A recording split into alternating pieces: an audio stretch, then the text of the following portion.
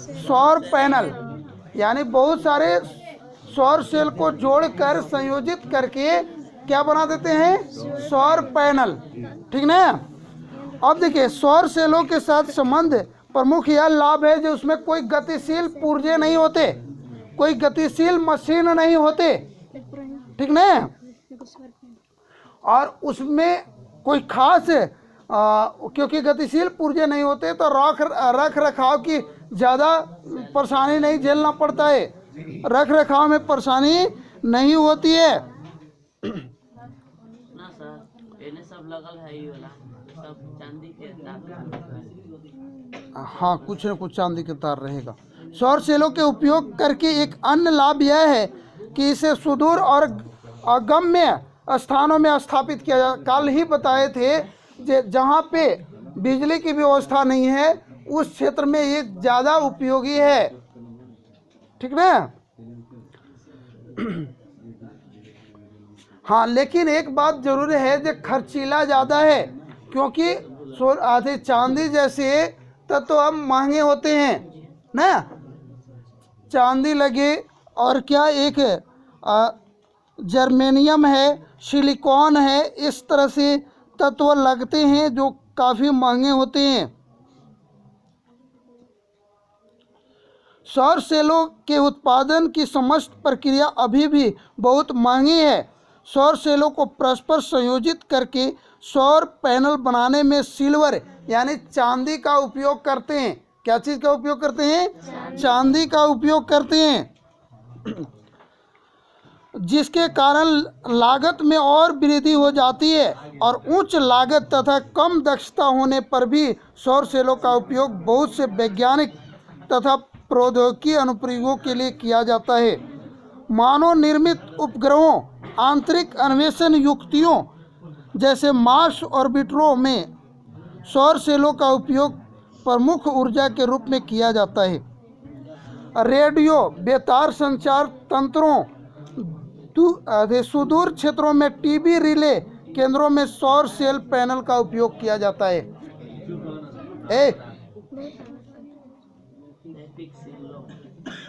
Traffic सिग्नलों, परिकल्पकों और बहुत से खिलौनों में सौर सेल का उपयोग होता है। अभी देखिए हाल फिलहाल में बोर से पानी निकालने के लिए भी हर जगह है ना, अभी सौर सेल का उपयोग कर दिया गया है। तथापि अत्यधिक महंगा होने के कारण सौर सेलों का घरेलू उपयोग अभी सीमित है, घरेलू उपयोग उतना नहीं होता है। और एक बात बताए थे बादल वाले क्षेत्रों में इसका उपयोग सीमित है। अब जैसे पर्वतीय इलाका जैसे अब जम्मू कश्मीर, लद्दाख, ये सब में भी आपको कल बताए थे जो इसका उपयोग सीमित है। ठीक ना। और इसमें एक दर्पण का उपयोग किया जाता है, सौर सेल में एक दर्पण का उपयोग किया जाता है ना। वो कौन दर्पण हुआ, अवतल। क्वेश्चन में पूछ देता है किस दर्पण का उपयोग होता है, अवतल दर्पण का, ये ध्यान रखिए। ठीक ना। अवतल दर्पण का उपयोग सौर सेल में होता है। ठीक ना।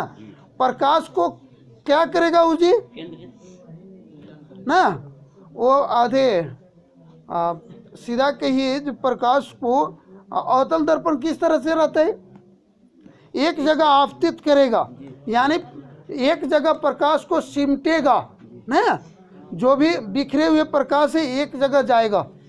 ठीक ना। वो कौन, अवतल दर्पण। अब देखिए ज्वारीय ऊर्जा ना, अब ज्वारीय ऊर्जा यानी ये समुद्र में होता है ना, और ये ज्वार भाटा उत्पन्न होने के कारण यानी अमावस्या और पूर्णिमा के दिन ज्वार भाटा अत्यधिक उत्पन्न होते हैं और सामान्य दिन कम होते हैं ना। और उस ज्वार भाटा का उपयोग कर क्या करते हैं, वही कल बताए थे टरबाइन चलाएगा, टरबाइन से क्या कर देगा, डायनेमो, और डायनेमो से क्या बन जाएगा, विद्युत ऊर्जा तैयार हो जाएगा ना। अब देखिए क्या होता है, ज्वार भाटा में जल स्तर ऊपर चढ़ जाएगा, जल पानी का लेयर ऊपर उठेगा फिर नीचे गिरेगा। यही ज्वार भट्टा के कारण होता है ना, यानी समुद्र की पानी का लेयर अचानक ऊपर उठेगा और नीचे गिरेगा, और उसी के उपयोग से क्या कर देगा, टरबाइन चलाएगा। और क्या कर देगा, फिर टरबाइन किससे कनेक्ट रहता है, डायनेमो से, और डायनेमो से क्या निकलेगा, विद्युत ऊर्जा।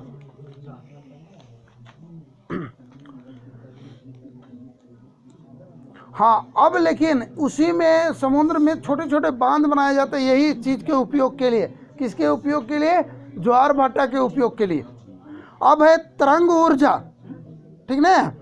तरंग ऊर्जा में समुद्र तट के निकट विशाल तरंगों की गतिज ऊर्जा को भी विद्युत ऊर्जा उत्पन्न करने के लिए इसी ढंग से ट्रैप किया जाता है।